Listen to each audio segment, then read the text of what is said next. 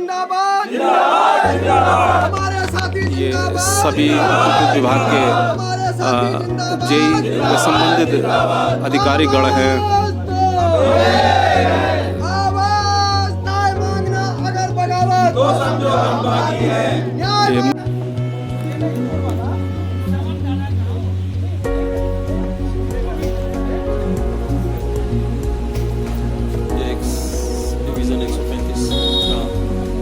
मैं सभी दर्शकों का स्वागत करता हूँ न्यूज़ 7 मेरे साथ निरंतर बने रहिए, क्योंकि मैं आज जिस खबर से आपको रूबरू करा रहा हूँ वो बिजली विभाग की जुड़ी हुई खबर है। बिजली विभाग वो विभाग है जो कहते हैं कि रात में रोज दिल का उजाला करता है। अगर वही विभाग हमारा परेशान और सरकार उनकी नहीं सुनेगी तो ये सबसे गंभीर विषय माना जाएगा। तो मैं चाहता हूँ जो एक आंदोलन शुरू करा है बिजली विभाग ने, सरकार हमारे माध्यम से, हमारे चैनल के माध्यम से सरकार के उन कानों तक ये आवाज़ जाए जिससे कि ये आंदोलन जो निरंतर चलाने की बात की जा रही है, ये आंदोलन निरंतर न जाए, जिससे कि उपभोक्ता को कोई परेशानी ना हो। तो चलिए मैं सारे लोगों से आपकी बात कराता हूँ, क्या कहना है।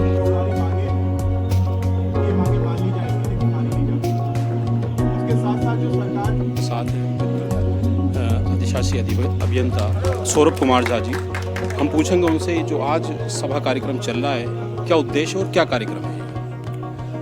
आज हम लोग 13 तारीख को 132 उपकेंद्र जहांगीराबाद पे सब लोग संगठित हुए हैं। इसमें बिजली विभाग के समस्त कर्मचारी यहाँ एकत्रित हुए हैं। इसकी जो शुरुआत होती है वो बेसिकली उसकी पृष्ठभूमि में जाना चाहूँगा। 3 दिसंबर 2022 को माननीय ऊर्जा मंत्री श्री अरविंद शर्मा जी एवं हमारे संगठन के वरिष्ठ पदाधिकारी के बीच मध्यस्थ एक समझौता होता है, जिसमें ये बात मानी जाती है कि हमारे जो संगठन के मांगे हैं वो जायज़ हैं और इनका 15 दिन के अंदर निस्तारण किया जाएगा।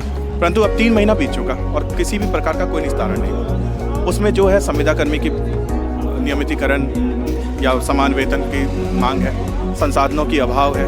हमने मांग करी कि प्रबंधन जो हो वो तकनीकी ज्ञान जानता हो। जैसे अभी हमारे जो चेयरमैन साहब हैं वो स्वयं एग्रीकल्चर से BSc होल्डर हैं। मैं उनकी उस पर प्रश्न नहीं लगा रहा हूँ उनकी योग्यता पे, परंतु जो एक तकनीकी विभाग को चलाने के लिए तकनीकी योग्यता होनी चाहिए वो कहीं ना कहीं अभाव होता है, जिस कारण से जो उनके इर्द गिर्द लोग होते हैं वो उनको दिग्भ्रमित भी कर देते हैं और वास्तविक चीज़ों से उनका उस तरह से वो नहीं हो पाता। तो इसलिए इसी तरह की 8-10 हमारी मुद्दे हैं जिन पर हम लोगों ने पहले भी वार्ता करी थी, बार बार वार्ता की जाती है, बार बार यही होता और परोक्ष रूप से हमारे संगठनिक ढांचा को, विभाग को प्राइवेट हाथों में निजीकरण में देने के लिए जो कवायद होती है वो परोक्ष रूप से चलती रहती है। तो अब इस चीज़ को हर व्यक्ति समझ चुका है कि इनका सूचनात्मक जो कार्य है वो लगातार चलता रहा है। अच्छा सर, ये तो जैसे संसाधन और आपकी विभाग की बात हो, जी। एक ये भी बताया जा रहा है कि जैसे आप पर जो SDO या JE होते हैं उनको एक बिजली दी जाती है, उस पर भी चार्जेस होने जा रहा है। हाँ, जो हमारी देखिए बिजली विभाग के कर्मचारियों को एक जो सुविधा विभागीय मिलती है वो ये मिलती है कि आपको बिजली जो है वो एक फिक्स रेट पे मिलता है। ऐसा नहीं है हम एज एक्शियन हम लोग लगभग 1400 रुपये की रसीद मतलब महीने भुगतान करते हैं, जो कि कम नहीं है। और इसी तरह से जो जितने भी कर्मचारी हैं उनके वेतन से एक अनुपात में एक कटौती होती है बिजली के सापेक्ष। तो ये कहना कि निःशुल्क है ऐसा तो नहीं है। हाँ, लेकिन उस कनेक्शनों को लेजराइज कर उस पर मीटर लगा करके वो जो बुनियादी सुविधा थी जो कि 2000 में जब विघटन हुआ था तो ये सरकार के द्वारा कहा गया था कि आपकी जो सेवा शर्तें हैं उसे समाप्त नहीं की जाएगी, तो उसको समाप्त करने की कोशिश हो रही है कि जो एक मात्र बुनियादी सुविधा हमें बिजली की मिलती थी उसको भी छीना जा रहा है। उसके साथ साथ वर्तमान परिदृश्य में लगातार इस तरह का डर और भय का वातावरण बना हुआ है, जैसे कि अवर अभियंता उसे जो मूलभूत चीज़ें चाहिए कार्य कराने के लिए वो उपलब्ध नहीं हो पा रहा। उपखंड अधिकारी हैं, स्टेशनरी चाहिए, पेपर वर्क चाहिए, डाक से संबंधित टिकट चाहिए, तो फंड्स का अभाव है जो कि विभाग नियमित रूप से बताया जा रहा है कि विभाग घाटे में है। इसके एवज में क्या होता है कि बड़ी बड़ी कंपनियों को बड़ी बड़ी टेंडर हो रहे हैं। जैसा कि अभी आपने सुना होगा कि 2 करोड़ स्मार्ट मीटर खरीदने के टेंडर हो गए, जिसमें कि 10-10 हज़ार रुपये के लगभग 12-12 हज़ार रुपये के लगभग के टेंडर फ्लोट हुए, जो कि बहुत बड़ी धनराशि है, जिसको कि कम से कम प्रथमतया जो छोटे छोटे इंफ्रास्ट्रक्चर हैं उन पर बिल्डअप, जैसे कि एक मामूली आदमी है जिसकी एक खंबे की दूरी होने के कारण से कनेक्शन नहीं मिल पा रहा, तो पहली हमारी प्रायोरिटी होनी चाहिए कि उस व्यक्ति को हम कनेक्शन दें ताकि उसके घर में भी उजाला फैले। बड़े बड़े मीटर लगा करके ऑलरेडी सभी के यहाँ मीटर लगाए गए हैं और नियमित रूप से लगाए गए हैं। अब जैसे ही बड़े मीटर लगाए जाएंगे या स्मार्ट मीटर लगाए जाएंगे तो वो मीटर अप्रयोज्य हो जाएंगे, अन इकोनॉमिक हो जाएंगे और वो सब चीज़ें बर्बाद हो जाएंगी। तो इस तरह से प्रयास होना चाहिए। ये तो एक बात हो गई, हर स्तर पे देखना चाहिए कि कहाँ कहाँ विभागीय राजस्व की क्षति हो रही है, उसको रोकने का पूर्ण प्रयास होना चाहिए कि क्योंकि ताकि ये विभाग जो है, ये जो आर्थिक संकट में है, इससे उबारा जा सके। ये एक्सचेंज साहब एक और हम बात पूछना चाहते हैं। आपने अभी शेड्यूल बताया, कल हमारा मशाल जुलूस है, उसके बाद कार्य बहिष्कार है। ये सारे शेड्यूल से क्या नगर और क्षेत्र की बिजली प्रभावित होगी? देखिए, कल की मशाल जुलूस पे हम लोग इस बात को इंश्योर करेंगे कि कोई लाइट डिस्टर्बेंसेस ना हो। इसके बाद भी हमारी जो 15 और 16 जो 2 दिन हमारा कार्य बहिष्कार है, उसमें भी हम लोग इस बात को सुनिश्चित करेंगे कि विद्युत आपूर्ति तो बहाल रहे, इसके अन्य जो राजस्व वसूली, विच्छेदन, अन्य जो कार्य होते हैं विभागीय कार्य, उस पर रोकथाम लगेगी। और 16 तारीख को मजबूरन, क्योंकि हम लोग पिछले 5 सालों से लगातार सरकार के समक्ष उपस्थित होते रहे हैं, बार बार अपनी बात कहते रहे हैं, बार बार हमें सिर्फ आश्वासन और निराशा ही हाथ लगी है, इसलिए मजबूरन इस बार 16 की मध्य रात्रि से हम लोगों को तालाबंदी अर्थात पूर्ण आंदोलन पर जाने के लिए बाध्य होना पड़ रहा है, जिससे मुझे लगता है कि निश्चित रूप से प्रदेश की जनता को बहुत भारी दिक्कत आने वाली है या बिजली की दिक्कत संकट आने की संभावना है। एक्सचेंज साहब बता रहे हैं कोशिश तो ये रहेगी कि हमारी जो नगर और क्षेत्र की या हमारे प्रदेश की बिजली है वो प्रभावित ना हो, क्योंकि हमारी जो लड़ाई है सरकार से लड़ाई है।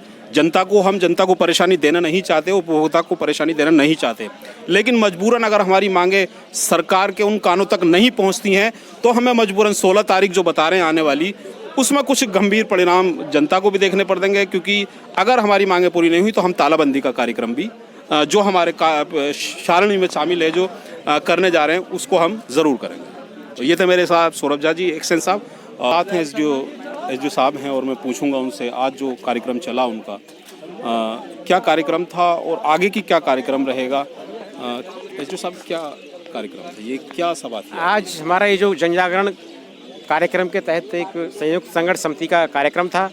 3 दिसंबर सन 2022 को हमारी संयुक्त संघर्ष समिति के साथ ऊर्जा मंत्री जी एवं सलाहकार माननीय मुख्यमंत्री श्री अवनीश अवस्थी जी के समक्ष एक मांगों पर समझौता हुआ था। उस समझौते को जल्दी से जल्दी लागू करने का आश्वासन उत्तर प्रदेश शासन ने दिया था, परंतु 3 माह से अधिक समय व्यतीत होने के पश्चात भी उन मांगों को अभी तक लागू नहीं किया गया है। उसी के परिप्रेक्ष्य में अग्रिम आंदोलन के लिए यह कार्यक्रम किया गया। कल जिला स्तर पर हमारी एक मशाल जुलूस निकाला जाएगा, जो एक जागरण अभियान होगा, जिससे पता चले कि हम लोग उस आंदोलन को आगे ले जाना चाहते हैं और अपनी मांगों को, जो उचित मांगे हैं, जो सरकार ने स्वीकार भी कर ली हैं, जिस पर हस्ताक्षर भी हैं, उनको लागू करवाना चाहते हैं। अच्छा सर, जैसे आप जिम्मेदारी पद पर हैं, विभाग के जिम्मेदारी पद है आपके पास, जो आपका निरंतर कार्य चलेगा, कैसे नगरीय क्षेत्र की बिजली भी प्रभावित होगी, उपभोक्ता परेशान रहेगा? ये हमारा जो आंदोलन है, इसमें उपभोक्ता हित भी सम्मिलित है कि इसमें हमारी एक मांगों का एक हिस्सा भी है कि इस निजीकरण ना किया जाए। ट्रांसमिशन के केंद्रों को, जनरेशन केंद्रों को प्राइवेट के हवाले किया जा रहा है। 50 रुपये 30 रुपये तक की यूनिट खरीदी जा रही है। जब कोई सामान महंगा खरीदा जाएगा तो बेचा भी महंगा ही जाएगा, उसकी मार भी आम जनता पर ही पड़ेगी। तो ये हमारा आंदोलन है, ये आम जनता से भी जुड़ा हुआ आंदोलन है। यदि बिजली महंगी होती है तो किसान भाइयों को महंगी मिलेगी, आम किसान मजदूर को महंगी मिलेगी, छोटे जो लघु उद्योग हैं उनको भी महंगी मिलेगी, और इसकी परिणति आवश्यक वस्तुओं के भाव बढ़ने पर भी होगी। एसडीओ आदेश वशिष्ठ जी का कहना है कि जो हमारा निरंतर कार्य चल रहा है, ये समस्या हमारी ज़रूर है, लेकिन जो आने वाली समस्या बनेगी वो उपभोक्ता की समस्या बनेगी। ये लड़ाई हमारी निरंतर उन्हीं के लिए लड़ी जा रही है, और हम चाह रहे हैं कि जो विभाग निजीकरण में भेजा जा रहा है वो ना जाए, जिससे कि 16 तारीख को तालाबंदी का क्या इससे प्रभावित होगा उपभोक्ता, तालाबंदी कार्य? इसके बारे में हम कुछ नहीं कह सकते। जब कोई कार्य बहिष्कार होता है तो उसके कुछ परिणाम स्वाभाविक आते ही हैं, लेकिन किसी चीज़ को करने के लिए आंदोलन करना पड़ता है। स्वतंत्रता आंदोलन भी, स्वतंत्रता ही कोई हमको ऐसे ही नहीं मिल गई थी, उसके लिए भी हमारे स्वतंत्रता के वीरों को, स्वतंत्रता के दीवानों को सड़क पर उतरना पड़ा था। तो ये एक कोई सरकार के प्रति कोई आंदोलन नहीं है, ये एक अपनी जायज़ मांगों को लेकर जनता को आने वाली कठिनाई से निजात दिलाने के लिए एक आंदोलन है। आदेश वशिष्ठ जी ने हमें काफ़ी पीछे ले जाया गया है, क्योंकि 1947 की ओर ले गए हैं, क्योंकि उस स्वतंत्रता की याद दिला रहे हैं कि वाकई अगर किसी को हमें हक की लड़ाई को अगर जीतना है तो हमें उसके लिए लड़ना पड़ेगा। लड़ने के लिए जो शुरुआत होती है वो ऐसे ही शुरुआत होती है, क्योंकि जब हम निचले स्तर से शुरुआत करते हैं वही आंदोलन। तो ये थे मेरे साथ आदेश वशिष्ठ जी। उन्होंने बताया कि उपभोक्ता को हम परेशान होने नहीं देंगे। जो हमारा 3-4 दिन का शेड्यूल कार्यक्रम है उसको हम निरंतर जारी रहेंगे। और आ रहा हूँ वो खबर ऐसे विभाग से जुड़ी हुई है जो हमारे दिन और रात रोशनी करता है। उस विभाग से जुड़ी हुई है। अगर हम उसी विभाग के कर्मचारी और अधिकारी परेशान रहेंगे तो ये हमारे लिए बड़ी दुविधा का विषय होगा। मेरे साथ 132 kVA पर एक सभा चल रही है। सभी इसमें समस्त विद्युत विभाग के कर्मचारी, जेई, एक्सएन और रिटायर्ड पेंशनर भी शामिल हैं। मैं पूछूंगा ये क्या सभा चल रही है आपकी, क्या उद्देश्य है इस सभा का? ये उद्देश्य, नाम बताएं पहले अपना। मैं अमित कुमार राय, जूनियर जन संगठन जनपद अध्यक्ष हूँ। ये सभा चल रही है, ये जन जागरण किया जा रहा है, लोगों को जागरूक किया जा रहा है। जो हम लोगों की मांग थी 2022 में हम लोगों ने लड़े और ऊर्जा मंत्री और मुख्यमंत्री का सलाहकार अनिल अवस्थी जी ने वार्ता की और वार्ता करने के पश्चात उन्होंने एक मांग को स्वीकार किया। उन्होंने बोले कि 15 दिन के अंदर आपकी मांग पूरी की जाएगी। लेकिन आज 3 महीने हो गए, लेकिन उन्होंने मांग नहीं मानी, उसको लागू नहीं की। उसे लागू कराने के लिए हम लोग फिर से एक अपना जागरूक निकालकर कल मसाल जुलूस में इकट्ठा होने के लिए अधिक से अधिक संख्या में हम लोगों ने सभा कर रहे हैं, अपना चला रहे हैं, ताकि अधिक से अधिक हम लोग इकट्ठा होकर प्रशासन को दिखाएं कि नहीं बिजली व्यवस्था कैसे चलती है। तो जैसे आज शुरू हो गया, आज आपकी सभा कार्यक्रम था, कल मशाल जुलूस है जनपद पर जो होगा, उसके अलावा बता रहे कार्य बहिष्कार रहेगा ऑफिशियली। और बता रहे निरंतर जो आपका कार्य है ये होते रहेंगे जब तक कि आपकी मांग को आला सरकार के आला अधिकारी स्वीकार नहीं अभी करते। तो हम लोगों का रखा गया है 14 तारीख को मसाल जुलूस, 15 तारीख को कार्य बहिष्कार और 16 तारीख को रात्रि 10 बजे से धरना 72 घंटे का अनिश्चितकालीन हड़ताल रहेगा। उसके बाद हमारे केंद्र के नेतृत्व जो कर रहे हैं उनके आदेश अनुसार आगे की फिर कार्य चलाई जाएगी। यदि कोई भी प्रशासन या शासन उत्पीड़न किसी को करता है तो अनिश्चितकालीन तुरंत हो जाएगा। ये थे मेरे साथ विभाग से और एक समिति के पदाधिकारी हैं, वो बता रहे थे कि हमारी जो आगे लड़ाई है वो किस तरीके से लड़ी जाएगी। मेरे साथ नगर के जेई हैं जतन कुमार जी, मैं उनसे पूछूंगा ये सभा का कार्यक्रम आज किया गया है किस लिए और किस उद्देश्य से सभा का कार्यक्रम? बेसिकली 3 दिसंबर को माननीय ऊर्जा मंत्री जी के साथ संयुक्त संघर्ष समिति के पदाधिकारियों की एक मीटिंग हुई थी। उस मीटिंग में लगभग 14 बिंदुओं पर सहमति बनी थी उनको लागू कराने के लिए, लेकिन लगभग 3 माह पश्चात भी उस पर कोई कार्रवाई नहीं हुई है। इसी के उद्देश्य से जनपद के संयुक्त संघर्ष समिति के पदाधिकारीगण एकत्रित हुए हैं। जन जागरण अभियान है, कल से मसाल जुलूस रहेगा 4:30 बजे से रात्रि 8 बजे तक लगभग। 15 तारीख को एक मीटिंग रहेगी मुख्यालय पर बुलंदशहर और लगभग 16 तारीख से अनिश्चितकालीन हड़ताल। ये तो आपका शेड्यूल कार्यक्रम हो गया जो कि आप यहाँ धरना प्रदर्शनी ये जो सभाएं कर रहे हैं। अब ये पूछना चाहते हैं हम, जो आप कर रहे हैं क्या इससे नगर की या क्षेत्र की विद्युत प्रभावित होगी? इसके लिए नोटिस पूर्व में ही केंद्रीय पदाधिकारियों द्वारा ऊपर दिया जा चुका है।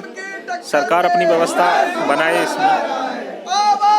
तो मेरे साथ जतन कुमार जय थे जिनसे हमने पूछा था कि उनका आगे का शेड्यूल क्या है, कैसे कैसे बता रहे हैं कि निरंतर जो हमारी मांगे पूरी नहीं होंगी तो हम इस कार्यक्रम को आगे भी बढ़ाएं।